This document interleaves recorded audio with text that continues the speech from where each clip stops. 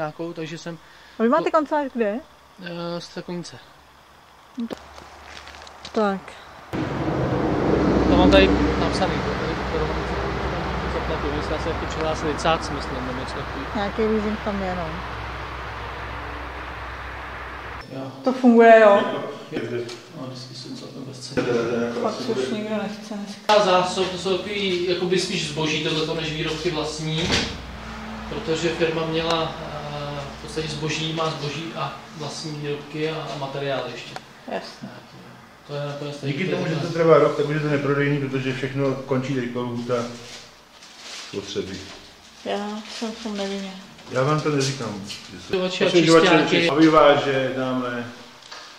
Tamhle jsou aviváže 4 litrový. Tady je aviváže.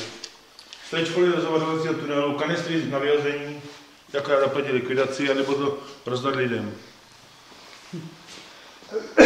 Ty surový, to bude problém. samozřejmě. To je pryč, to je špatné. Ale to Michal, to se prodá dobře. Ještě teoreticky. A to tady byl i nějaký zájemce. Myslím, že od někoho to Hrožďovi jsem poslouchal, že by to... A v březnu jako celek, máme k tomu dokumentaci, když jsme ji poslali, já ji pošlu. Pořizovací cena celý tu té linky, jo, protože on to prošel leasingem, ale vstupní cena do toho leasingu byla asi 1 900 000 bez daně, jo, což není úplně málo. A je to jediná linka, víte, co jsme dělali? Je to smůla. No tak tam byl od toho Adama partnera, to je nejsilnější, to je zástupce vlastně věřitelů a nejsilnější věřitel. Bohužel začalo se to všechno. No.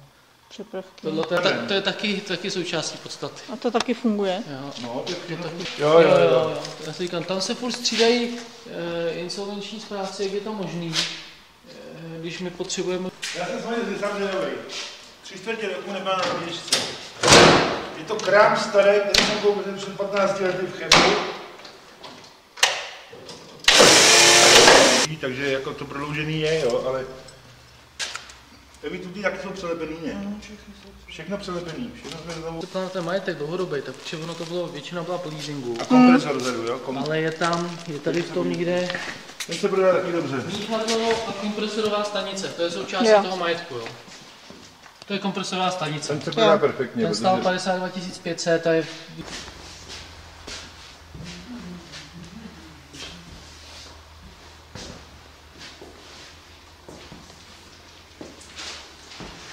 Tam je moje účetnictví, tam je účetnictví, patří k tomu.